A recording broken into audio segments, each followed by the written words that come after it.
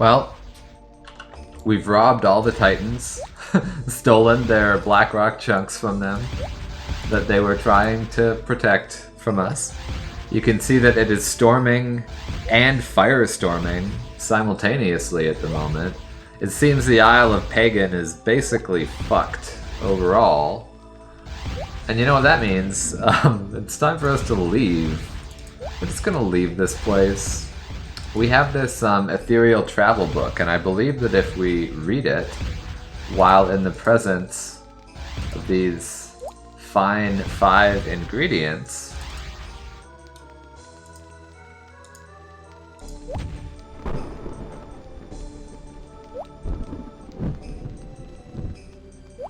ooh. That book's charged. You should hear the pleas for help, Avatar. Port Grav Poor, the Avatar says. And now we're in the Ethereal Void. The Ethereal Void has, you know, quite a look to it, I would say. As one might expect, I believe there are 4 challenges. 1 per Titanic element. And then here at the Pentacle, I believe we will be placing this obelisk tip. We're getting through it here. Nearly to the end of this game. Interestingly, the star pattern that we see back here, denoting Ethereal Void, is the same pattern we see in Mithrin's house, leading us to suspect that perhaps that's where he lives. Perhaps I should destroy you now. The Guardian's mad at us because we're solving the puzzle blocks. Ooh, fire. I didn't really prepare for this at all.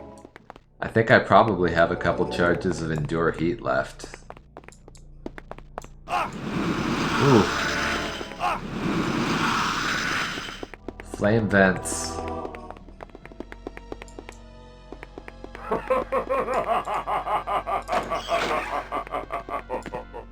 Ooh, a demon. Okay, remember your demon banishing training, Brendan. First, click banish demon. Second, click on the demon.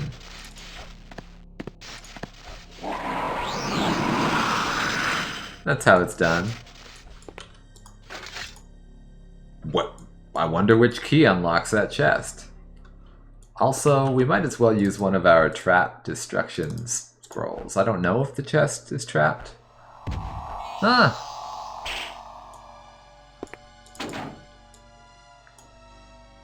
And perhaps the last hurrah for the game's various items of destruction. We see a raid before us. All of the game's many potions. All of its many traps. This switch is almost certainly... Oh! Honestly, I wasn't expecting that. So what's the point of all this then?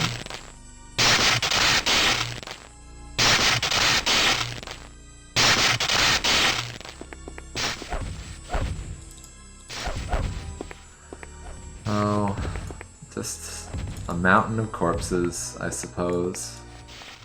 Okay.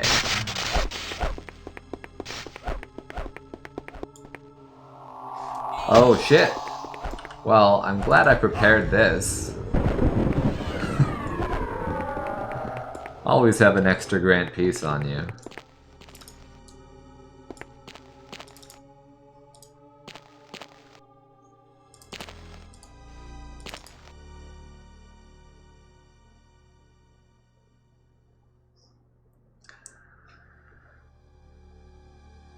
Yeah, this would appear to be a parody version of the song Money for Nothing by the Dire Straits, which was also parodied by Weird Al Yankovic in a song that ended up being about the Beverly Hillbillies.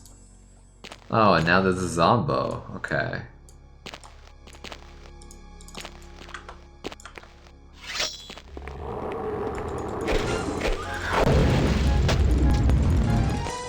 Flame Sting is quite a violent way to engage in combat in Pagan Ultime VIII. The magic sword that I'm using. Oh, a key! Oh, more of these bizarre white balls that I was kind of interested in. The facing dragon statues is a common theme throughout this game. Not certain quite what to make of it. nor quite what to make of this house. Seems a demon named Fred lives here. Here's an idea. Let's use Endure Heat.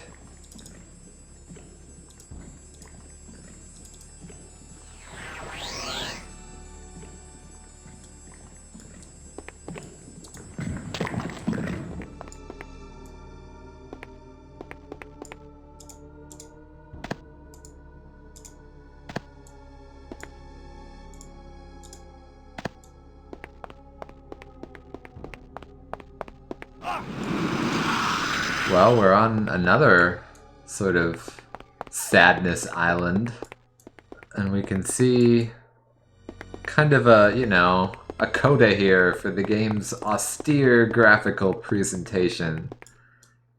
Gray rock, orange and yellow lava, and our lone avatar, ever foleying, stepping on through. This looks rather conspicuous, doesn't it? Maybe this won't amount to anything. I honestly have yet to check a map. Demons. Murderous eyeball. Hunter-seeker monsters. Whoa! Well... I mean, at least we'll share the demon's fate, but... Yo! We need to check this out. Let's check out a paratext, right? This is the plane of fire. So we discovered that strange location. And we've made it nearly...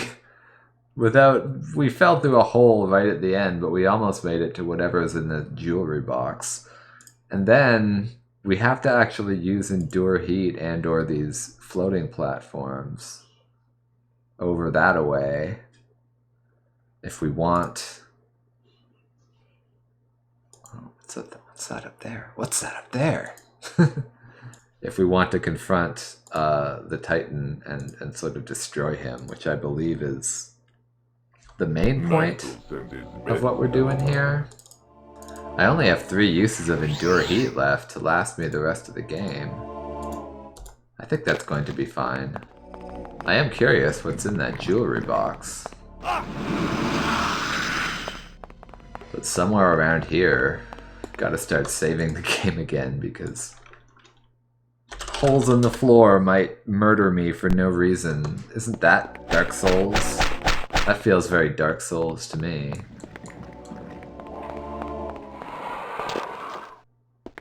Oi. Do not go near that avatar. Ooh, there's just a flame sting sitting down there. What's the point of these white balls? But, you know, just in case you want the magic sword, I guess that's there for you. We're getting a bit kooky here. I'm just gonna not even fuck around with whatever sort of humor they have for us here. At least we have an approximate orientation. We're sort of going up west of here, up and to the left. So, that is unfortunate.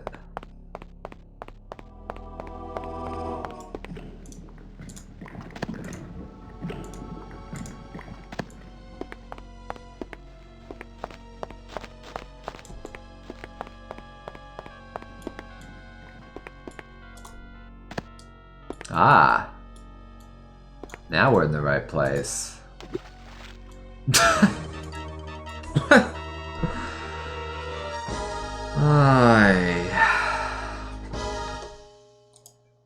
Okay. The challenges here in the plane of fire, and you know, generally the whole Ultima VIII endgame, are really starting to highlight the austerity on display throughout this project. And as much as we would sort of aim for that to be a positive trait in some ways, or as much as we want to try to award this game credit for that, there's a certain, I don't know, you can sense the frustration, almost the loneliness of this development team, I think, on this project. The finale of a video game, it's not like the finale of a film. When you plot a film, you expect to have a captive audience typically for the whole, hour and 20-minute runtime, so you could do something like save the best part for the end. But in video games, you put the best part at the beginning, and the end is where you cut all your budget cut stuff. You dump that all towards the end of the game because the fewest number of players are actually practically very likely to ever encounter that, right? And we're seeing that here on full display. Kind of like, it's a tragedy of a lot of things. A tragedy of project scope. A tragedy of... Ooh.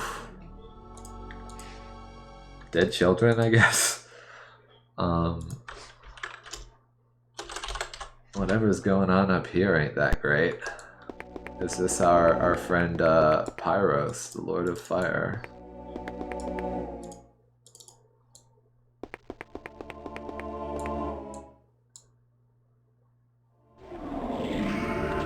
Titan of Fire. You impress me with your impudence, manling. I shall reward you with an eternity of torment.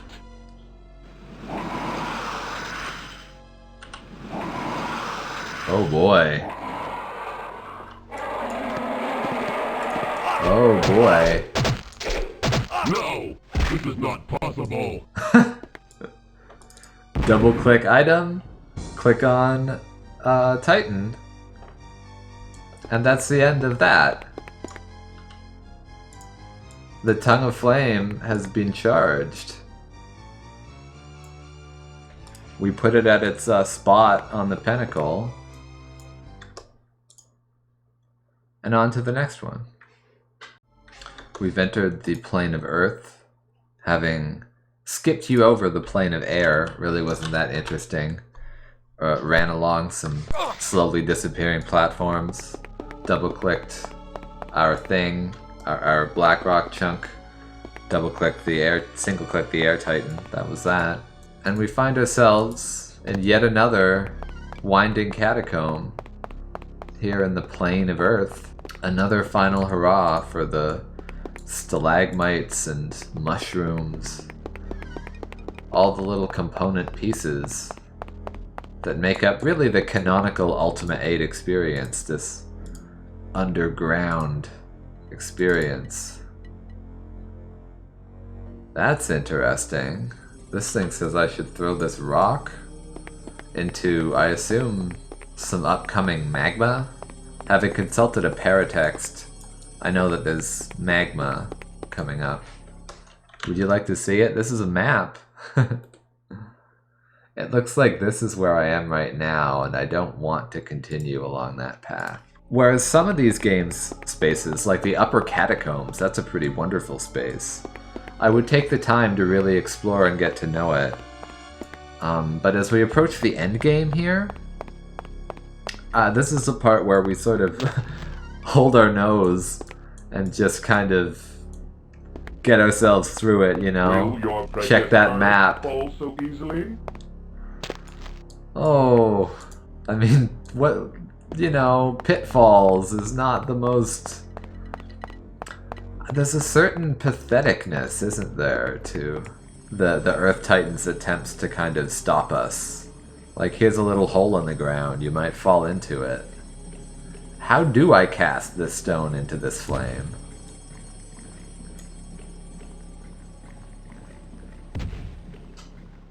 Huh. Admittedly, I don't quite understand what's happening with this stone gimmick. Perhaps I'm supposed to figure out where it's, like, safe to walk? Here's an idea. I still have a usage of Endure Heat left. Ah, I always get these confused. One more.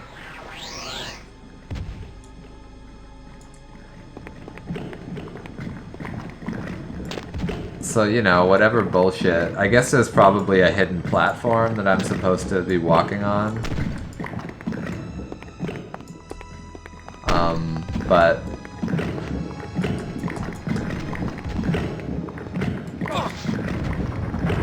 turns out that's not necessary if you can just endure heat.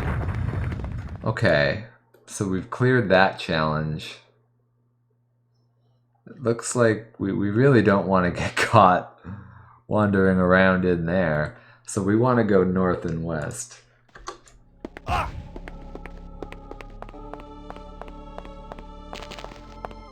Some zombos trying to stop us.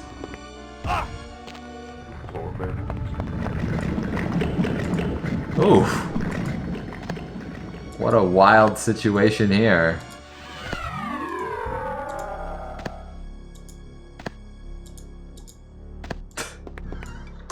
Okay, we did our little stepping stone dance. Now that's where Lethos is. And we're just beelining for Lethos at this point. I'll show you a little bit like what my version of speedrunning Ultima VIII looks like. Just at this point, you know, we're committed to finishing. We'd like to see, especially the ending cinematic, I think, has a certain enchanting quality. But at the same time... Oh, can I not get up here? Interesting. Doesn't seem to me that there's any path. Okay, how about we go all the way to our walkthrough paratext. Plane of Earth. Not sure, It doesn't seem to think I should be having a problem here.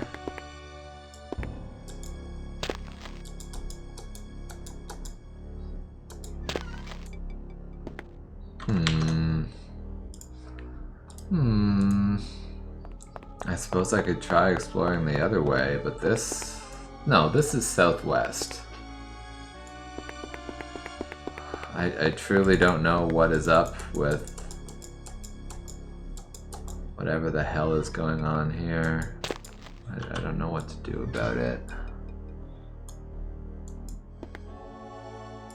It doesn't want me to go.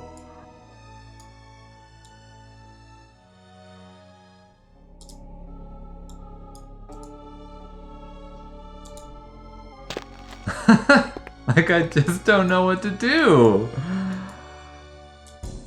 Okay, the cushion thing worked, right?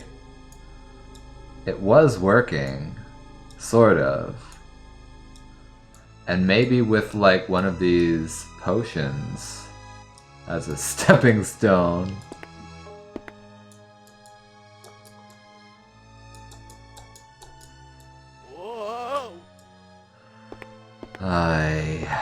Yes, Avatar.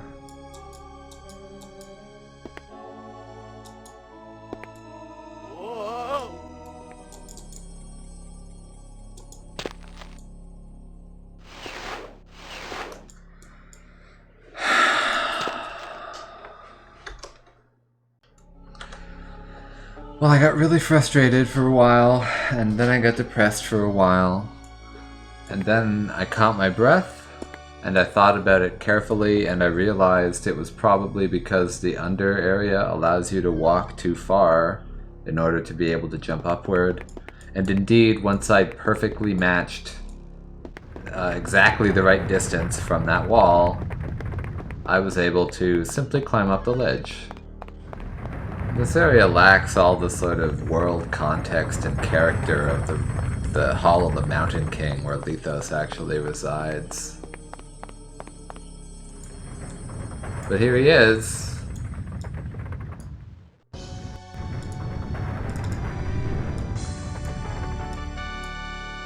You have betrayed me, my one. True. And for that you must die. Well. No That I have been defeated. No! I have been defeated! Well... So that's that.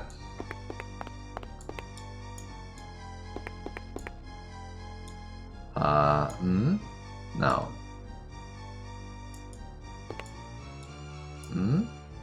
No.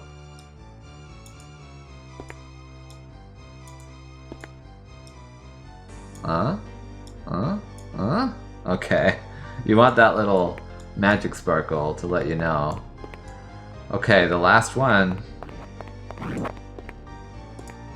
Oh no, mimics. I guess we could say that because mimics appear and attack you in this ethereal looking place, this game is also the precursor to Planescape Torment.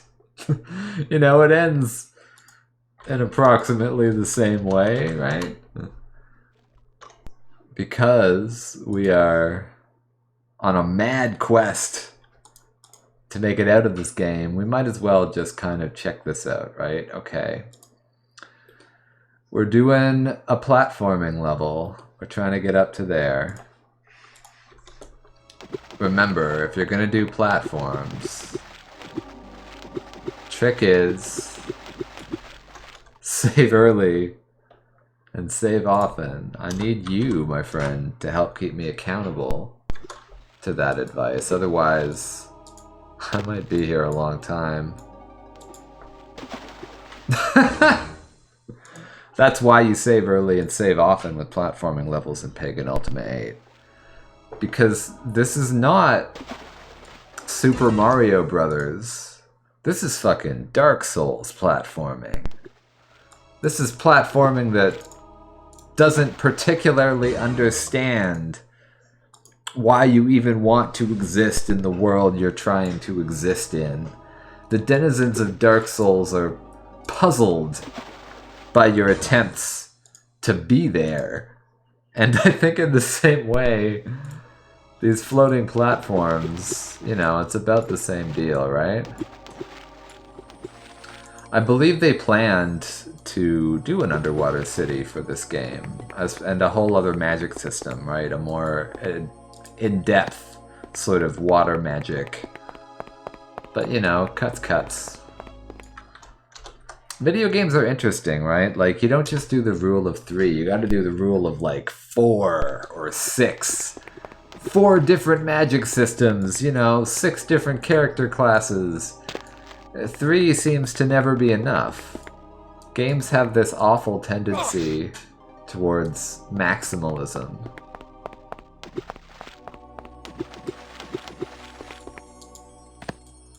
Okay, coming up on it now. Soon all the land will be mine. Do not be so foolish as to think you have the power to defeat me. You will regret this day.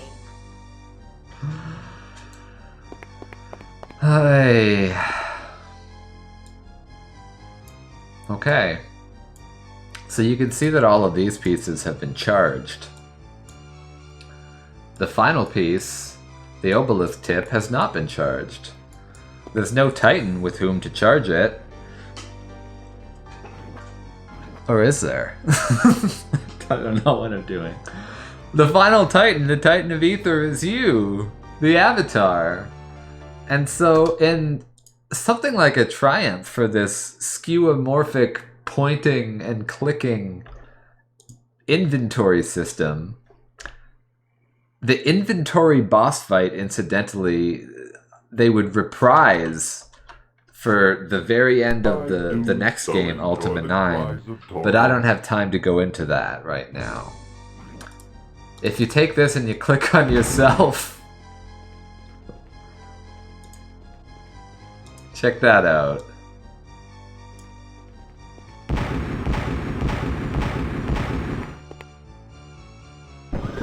Finale time.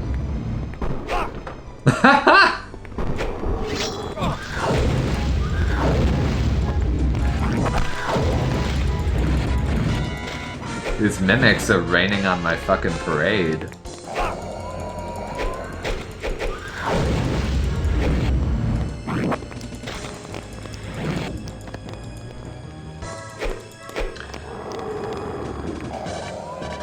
Well, the pillar has been reformed.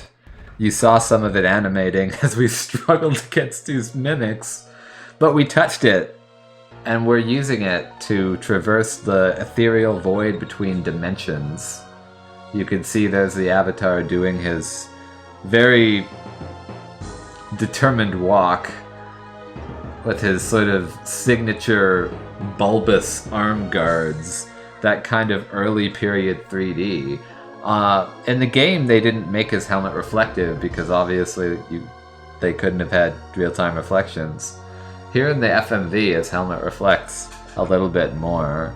There's a lot of imagery around the avatar as a kind of, you know, you can see sort of a Jesus-like presence. So he returns to his world. I think that's where he is. And yeah, it's bad here.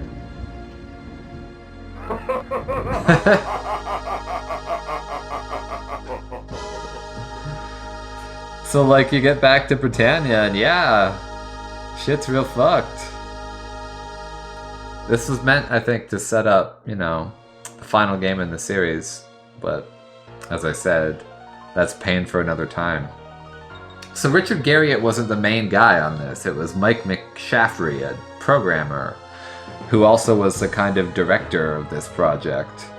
And you can see here the approximate size of the team. Donna Maynard, I believe, also did one of the voices for one of the Zealands. This was like a sort of small, artisanally crafted video game. There's McShaffrey. Did the UI programming, the network file system, DOS extender enhancements. Somebody had to work on that in order to make this game. You know, whatever complaints you might have about Pagan Ultime VIII, we could have a lot of ideas about it, right? But these people on this list were probably amongst the very best people in the world at doing this at the time that they did this. And you know, if they couldn't make this game awesome in whatever way you wanted it to be. Ah, here's all the names, the credits. Yeah, Andrew P. Morris, we've seen. He voice acts, but actually these are just members of the development team. Classic thing in video games. Members of the dev team doing the voices. The design team.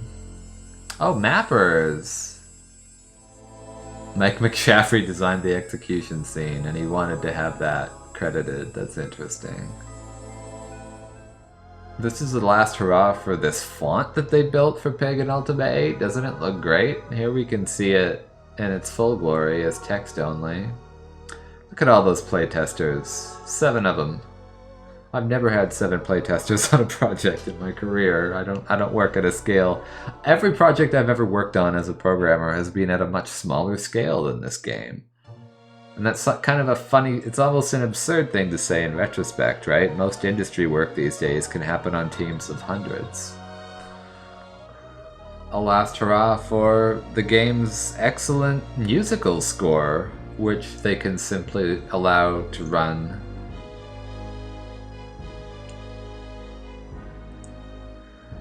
French voice actors, what a concept. Localization, right? Localization is such a funny concept in video game development. The reason you localize...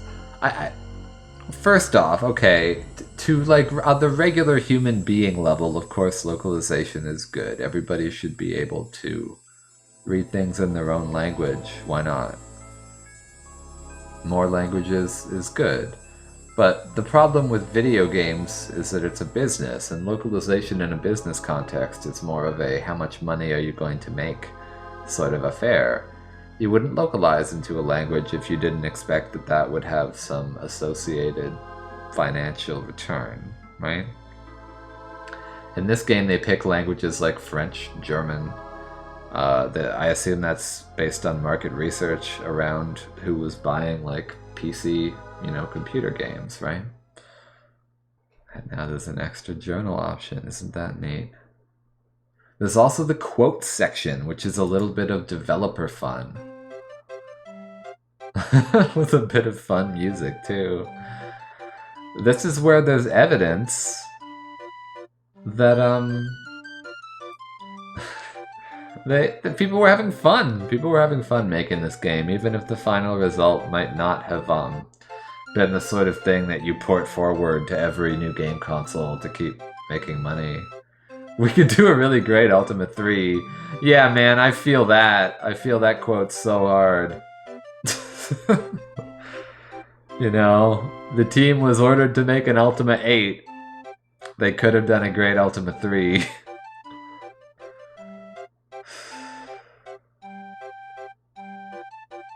Yikes.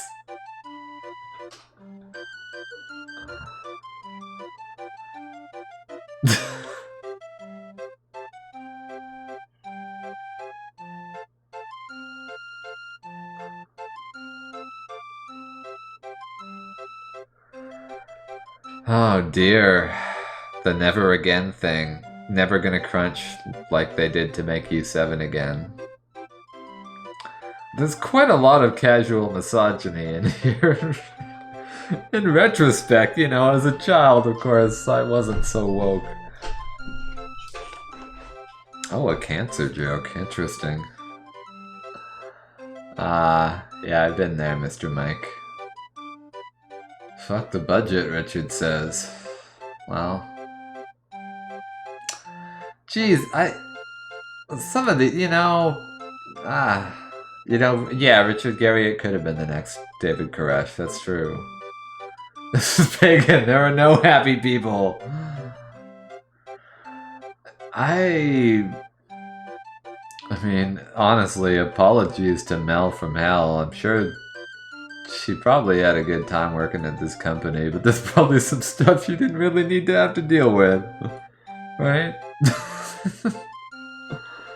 This is one of those things where you can look back and say, like, it was a different time, and what does that even mean, right? It's not as bad as it would have been at other studios. I should be able to kill defenseless women. I remember that line from playing this as a child. Yeah, I like that bony finger too, Leanna. Agreed. I know the one she's talking about. Stupid pagan. Yeah. Right. Yeah. Ain't that the truth, Mr. Mike?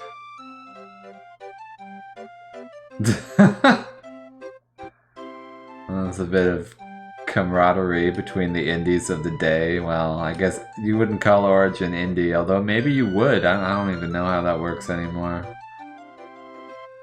Eat cheese and perspire. Eat shit and die, but softened. Huh? You might wonder what the purpose of a quote section like this serves. It's pretty uncommon these days. Oh, God. I think the thing it serves, it allows you to see the developers as the people that they were, that they thought they were at the time, at least.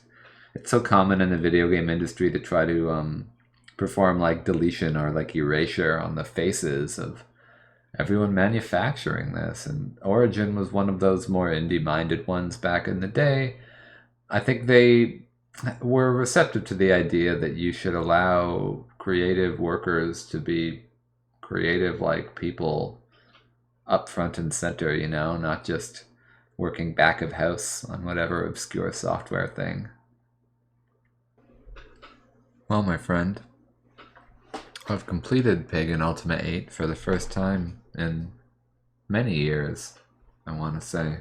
Once as a child, another time in my 20s, and now, today when I'm 32.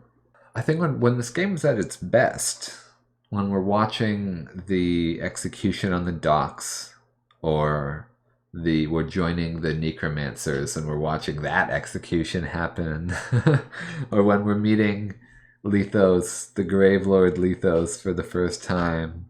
Like, we could look at it as a really cool alt game. It's got a great look. The sort of wooden style of animating characters across the screen. It's just like it has a great sense of theater to it. I think that some of the game's stronger, like, large themed environments, like the catacombs actually is one of the stronger ones to me, can really give you a sense of a society or a place or a culture. Of course, in its worst moments, it's just kind of an awkward game. That's true of lots of games. The sum total of these parts is something that, I mean, I'll always remember. It's definitely not Game of the Year material. But there's something about this that I'd really like you to consider. I mean, as professionals working in the industry, we don't really get to choose whether we work on the super hit success product or not. And, you know, as young players, we don't even really get to choose whether we imprint, you know, on the successful market dominating still available today game, or the weird obscure isn't going to make much sense for another 20 years game. In my case, of course, it was the latter, and I ended up like a weird game kid eventually. It happens to people like me, I guess. In a lot of ways, you don't get to like choose these alignments. These are just preferences you have that kind of form around you alongside your identity, right? So it does not make sense to celebrate only one of the game categories here and try to erase or delete the others. It makes a lot more sense to think pluralistically about it. I think it makes sense to drag down the commercial blockbustery ones whenever you can, to try to bring them down into line with the main body of all, you know, all the game work that everybody does, all the games everybody makes in society. The glitzy commercial games are just the same. Pagan Ultime VIII is just the same. They're all just kind of acts of cultural expression with a computer, you know? I think the game's sort of topographical approach to inventories is something that tells you so much about its like ontological view towards reality. You know, containers within containers. I bet in Ultima 8, a level is just another container that has the avatar within it, and the avatar is just a container, right? He's a backpack, and inside him is like a bunch of bags, and inside the bags are a bunch of keys. I think it's fascinating when video games call attention to and expose these kind of deep data and knowledge like oriented relationships, the things that we'd say constitute the game design or the system design. I love that Ultima 8 requires you to manipulate the inventory in order to sort of win battles. You know, in order to cast spells, you have to open your backpack and arrange the spell in the backpack beforehand for easy clickability. It's such an elegant extension of the work that began in Ultima years ago.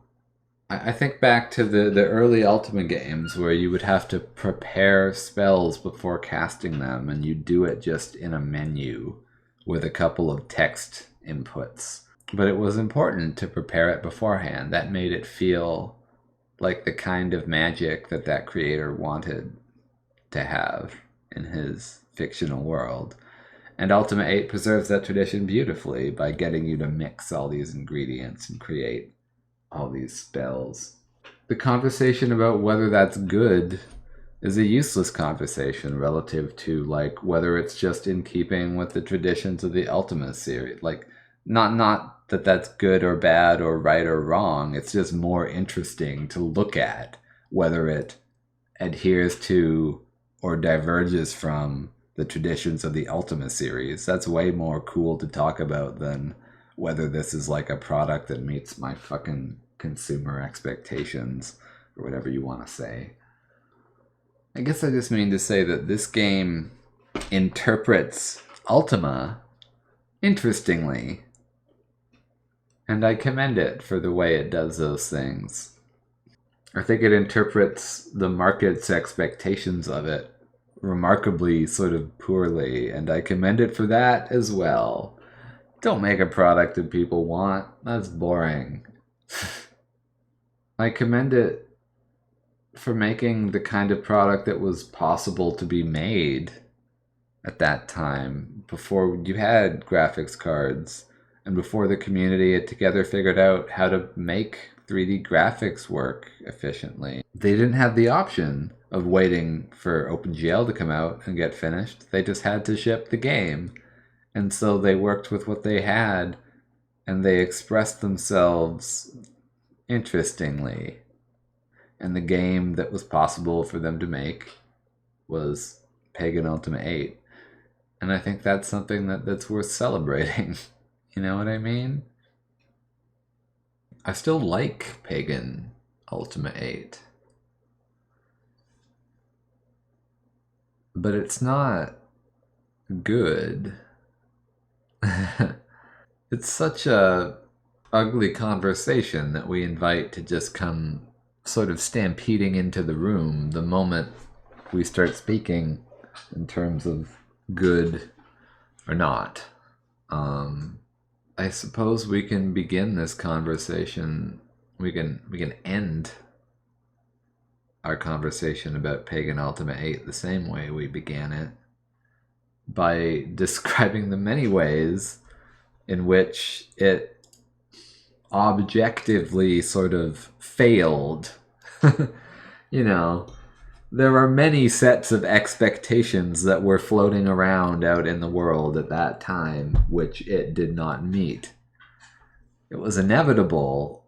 No game ever meets everybody's expectations.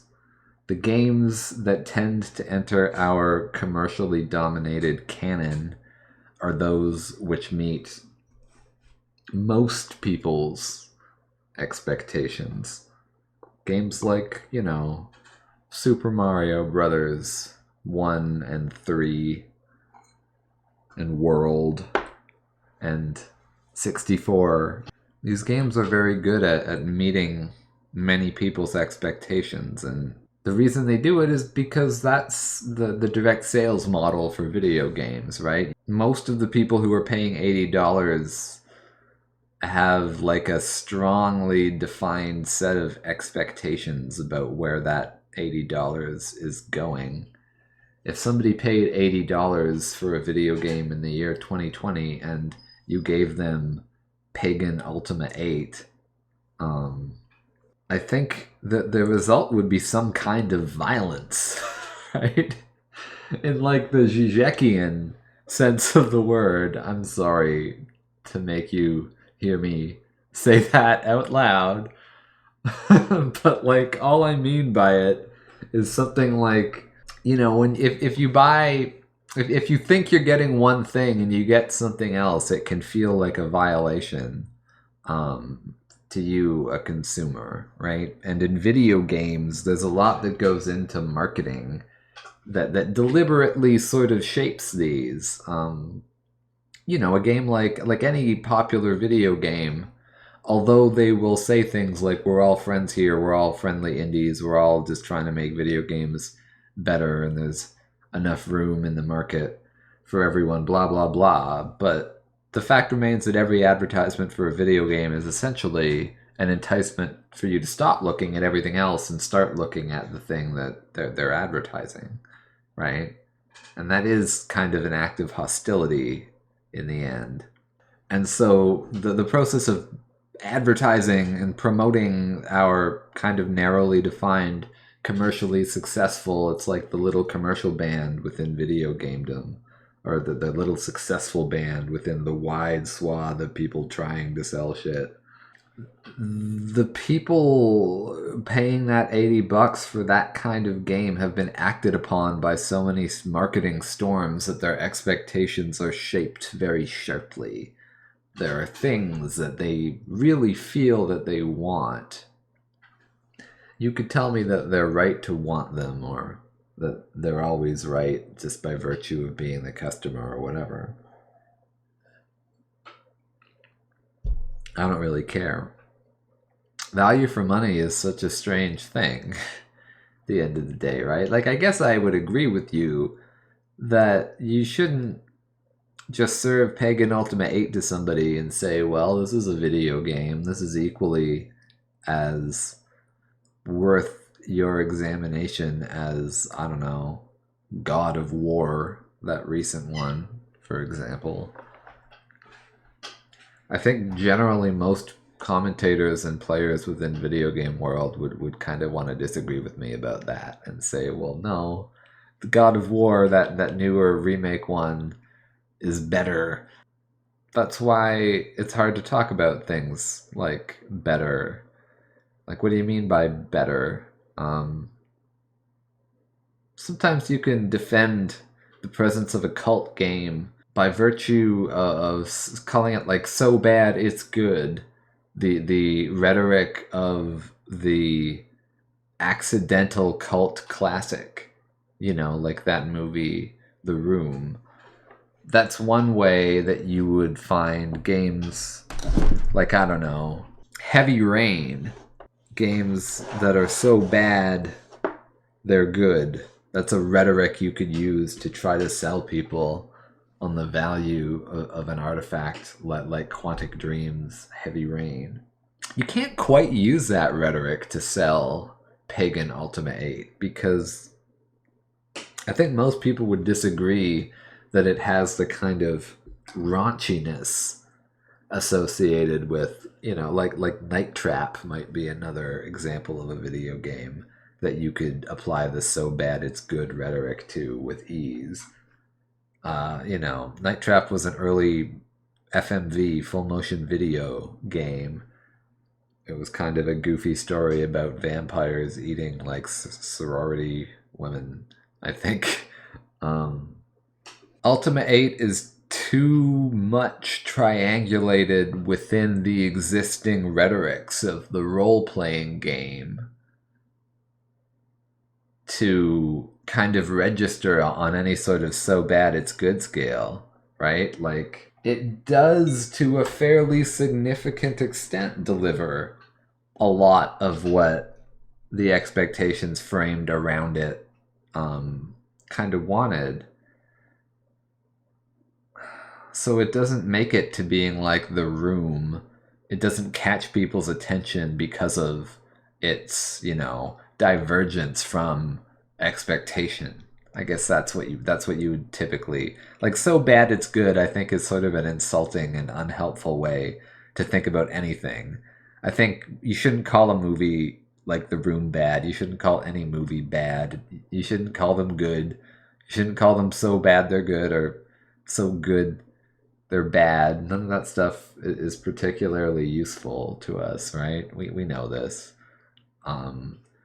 What we can say instead is that, like, The Room manifests such a wonderful divergence from, like, what you expect out of a dramatic movie.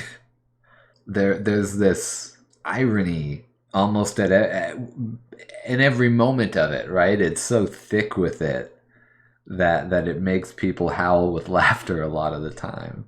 A gap in knowledge between the viewer of the media and like the apparent lens of the author, something like that, right? Like another layer of irony, authoritic irony. I don't know. Ultima 8 doesn't exactly have that because it's not really a parodical attempt at being the successor to Ultima VII, but rather it's like, those Animorphs books that had a human turning into a tiger and then they drew like 5 or 6 very silly looking in-between poses that were all layered atop one another. Ultima 8 is like one of the in-between poses. It's a very odd looking video game from a very kind of transitory period in making these kinds of things. We've talked about this a lot, but let's review it a little bit, right? It's coming from the world of immersive simulator computer role-playing games like Ultima VII or like the Elder Scrolls would come afterward. It's within this lineage of kind of Renaissance fair themed. You're an adventurer in a medieval. It's like The Witcher 3 is another one of these. You're gallivanting around in a fictional world as a sort of heroic person who mostly has combat related attributes. This is like a pretty clearly defined lineage that this game is taking part in.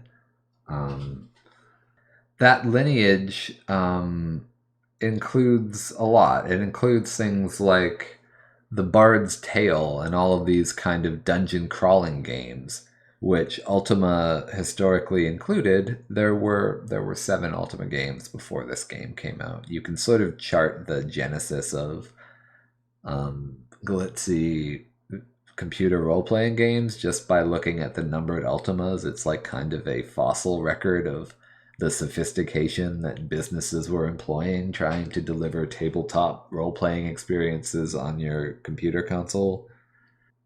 Elsewhere from that, there were games that were sort of focusing deeply on things like roguish role-playing combat, and Ultima wasn't that. Ultima was a more generalist. It was a bit of that. It was a bit of like storytelling and narrative. It was a bit of fanciful kind of world building and exploration.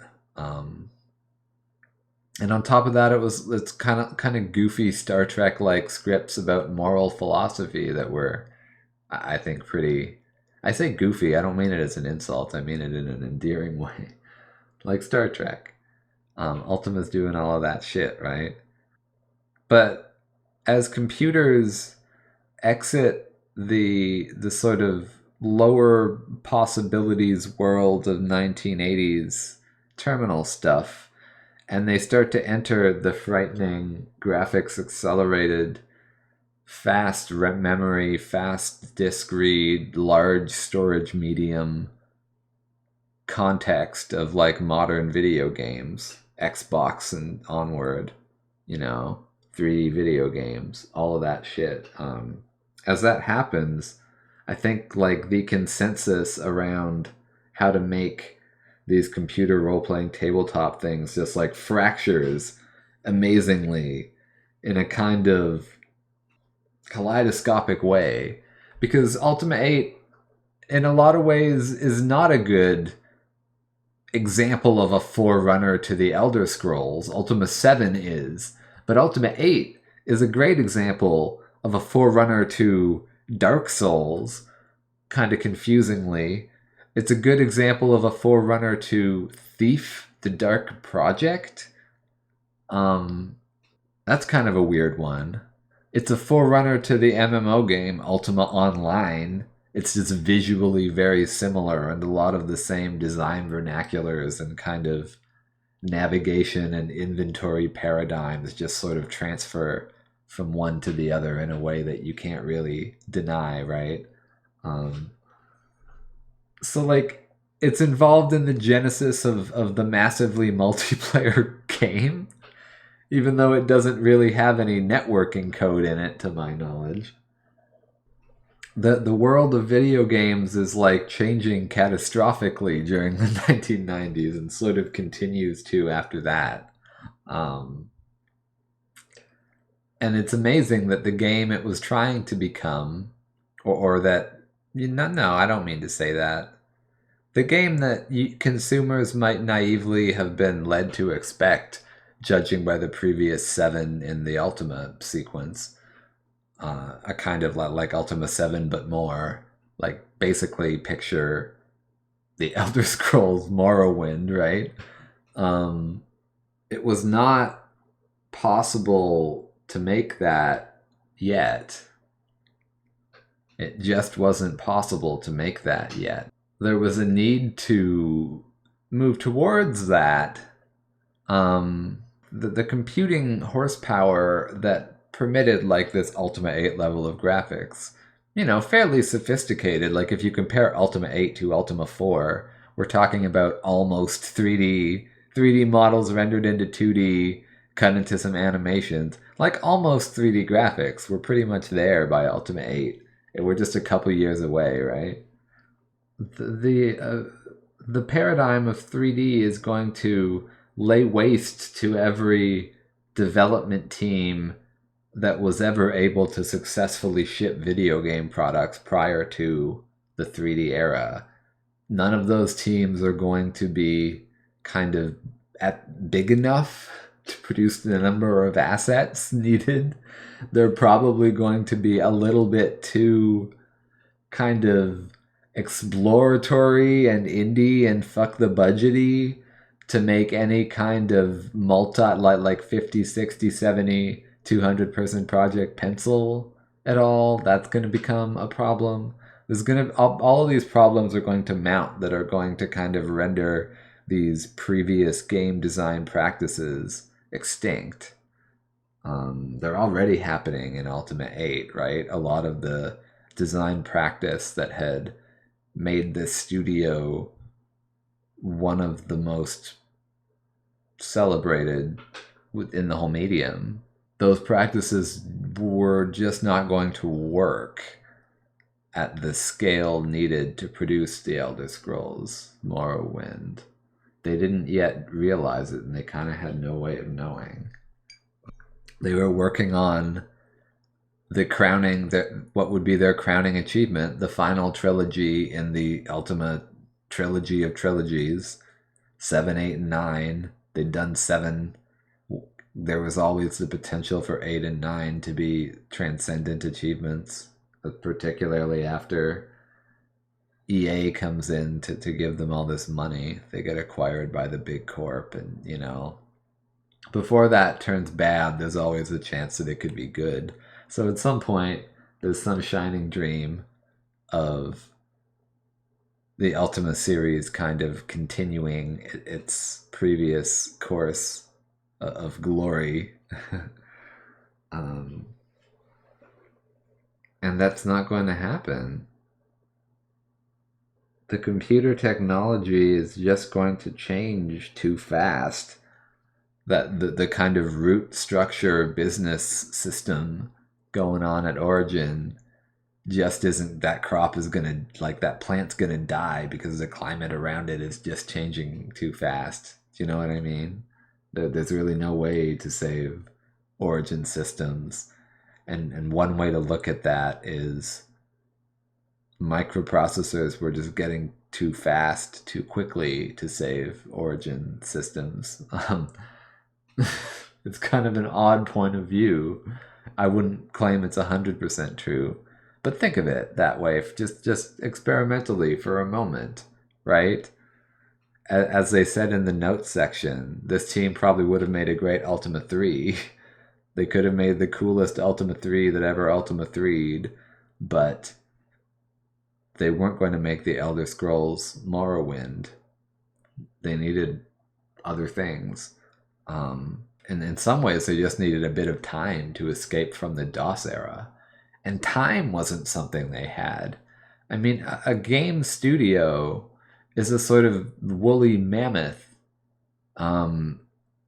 If you're keeping people employed full time, then there's a burn rate associated with that. You're paying them every month so that they come into work and everybody stays together as a team, right? So you have to keep working on things, as it said at the end of the notes section. Make DIR Ultima 9, right? On to the next one. The mammoth needs to keep seeking out new sources of food. The problem with something like a woolly mammoth, of course, is that it doesn't adapt well to a changing climate, and eventually it's not the right size and shape to get enough food to survive after a while. And that's kind of I think a fair enough way to look at the story of Origin Systems, or any company that it kind of ages out of its heyday. That's usually what it is, right? you want to keep the same kind of team together and the same process together and the same thing going because that's what Origin Systems is. But maybe what Origin Systems is a company that would have made a great Ultima 3.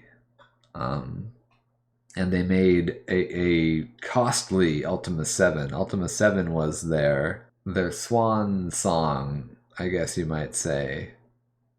It was this achievement that cost them the ability to keep fighting.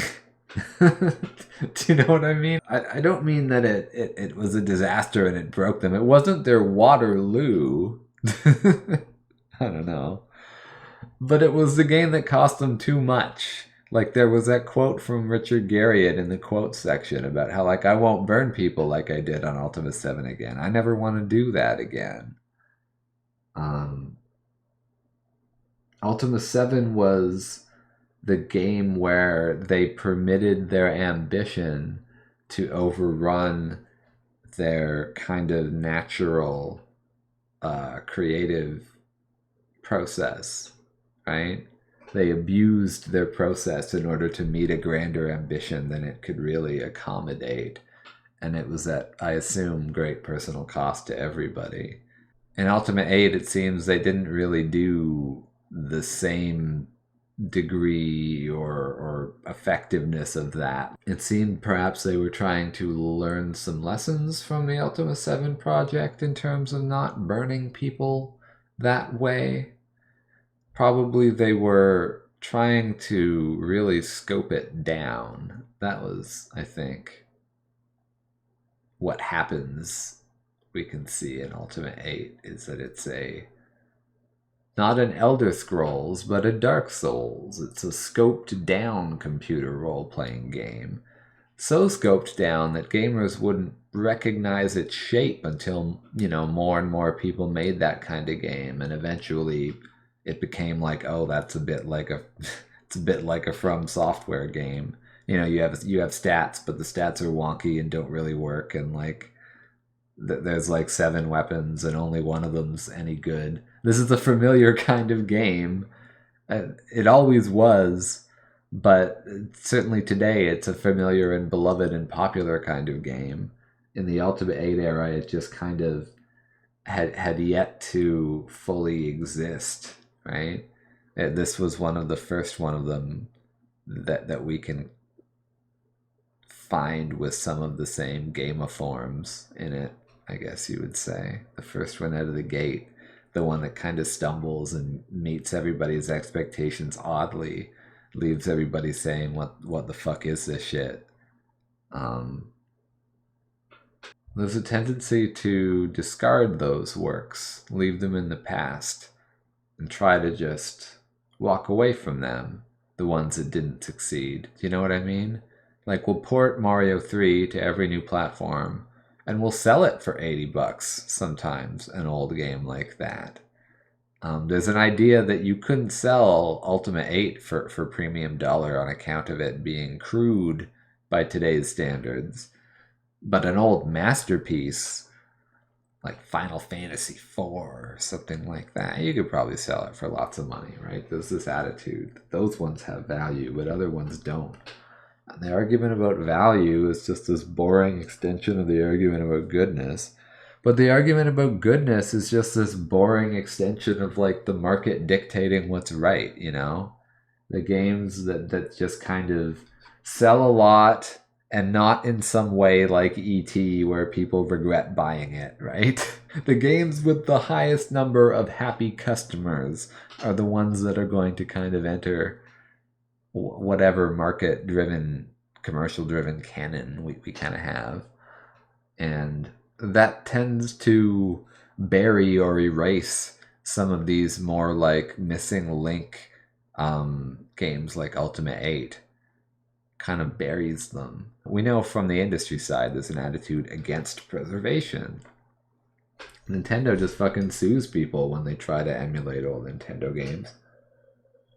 I think one of my favorite experiences playing video games is to open up my archive of old NES games and kind of pick pick a random one and play it.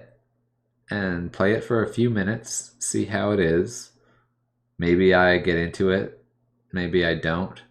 Maybe it's some garbage shovelware. Maybe it's something really glitzy, you know? But you pick up one and you play it till you're bored and you close it. You pick another kind of random one, whatever catches your eye. You need to get a sense of both the good games and the mediocre games, or rather, you need to decide for yourself what you feel is good and mediocre. There's always going to be things in those libraries that surprise and challenge you. There isn't going to be anything on the storefront page of best-selling products that surprises and challenges you. And that's the problem with deleting all of these old, quote-unquote, less successful, aka more divergent video games from the kind of apparent accessible record. If people with their PlayStations could pull up the old DOS archive and just sample at random, I think that if fucking God of War is really such a special product, then every gamer should be able to have the experience of going into the old archive, pulling up some old outdated game from the 90s, experiencing all of the things that supposedly are limiting and frustrating. Surely a direct comparison would make God of War look better, right? I think I might have an essay about this. And now that I've made these journals with you, I have enough thoughts that I can start collecting and collating and kind of scripting. But I want to thank you for coming on this journey with me. You know, this fucking game is one of those places that I find myself visiting in my mind a lot of the time. And I like to show people around whenever I can.